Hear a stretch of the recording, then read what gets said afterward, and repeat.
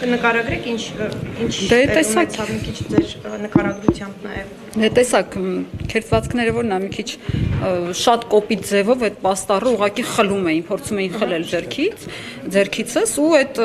քաշ տալով, գետին գցելով, ասենք ամեն ձև, քանի 3-4 տղամարդ փորձում էր կնոջ ձեռքից այդ պաստառը խլել, դրա համար որոշ վնասվածքներ ձեռքի վերքեր ստացա։ Հիմա սրանից հետո արդեն ինչ քայլեր եք նախատեսում, նկատի ունեմ էթիկայի հանձնաժողովի մասով արդեն ակնկալում եք, որ խմբակցությունները անցնեն կոնկրետ գործողությունների։ Մենք լուր ակցիա ենք փորձում իրականացնել, ուղղակի ուշադրություն գրավելով իրենց թիմակիցներից, որ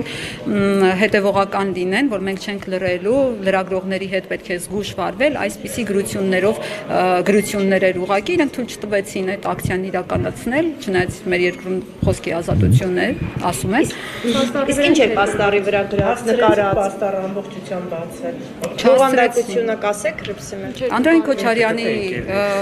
լուսանկարներ պաստառի վրա ետ էր վերադարձում, այսպես ասած, իր խոսքերը, որ գիտեք իր հայտնի արտահայտություն, ասել է շուրթերդ մաքրի, որ Անդրանիկ Քոչարյանը դա անի։ Դա էր պաստառի վրա, գրված էր լրագրողների հետ զգույշ, ասա ներողություն։ Այսպիսի գրություններ էին, տեսակ մնացածը ինչ կատարվեց։ Եվ հիմա սպասելու եք արդեն էթիկայի հանձնաժողովի։ Հիմա գնդակը ավելի շատ իշխանությունների դաշտում է, որովհետև դիմադիրները արդեն աջակցություններ իրենց հայտնել են, ասել են, որ պատրաստ է ստեղծել էթիկայի հանձնաժողով, գնդակը իշխանության դաշտում է, տեսնենք թե ինչպես կվարվեն նրանք, արդյոք կընդունեն, որ իրենց թիմակիցը սխալ է վարվել, թե այդ խարանը իրենք էլ կկրեն։ Իսկ դուք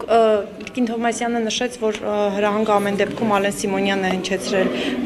ինչ եք կարծում, ինչ տեղի ունեցավ այդ մասով։ Դուք տեսաք, որ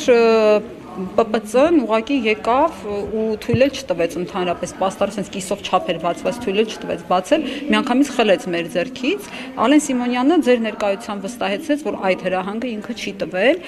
ես չգիտեմ, ասած գուցե աշխատակազմից են տվել, չգիտեմ որտեղից են տվել, այդ ընթացակարգերին անկեղծ տեղյակ չեմ։ Համենայն դեպս Ալեն Սիմոնյանը հայտարարում է, որ հրահանգը իր կողմից չի իջեցվել։ Հիմա ես չգիտեմ ով էր ասել, որ այդպես վարվեն, ով էր ասել խոչընդոտեն լրագրողների ազատ խոսքին, չգիտեմ, կերևա առաջիկայում։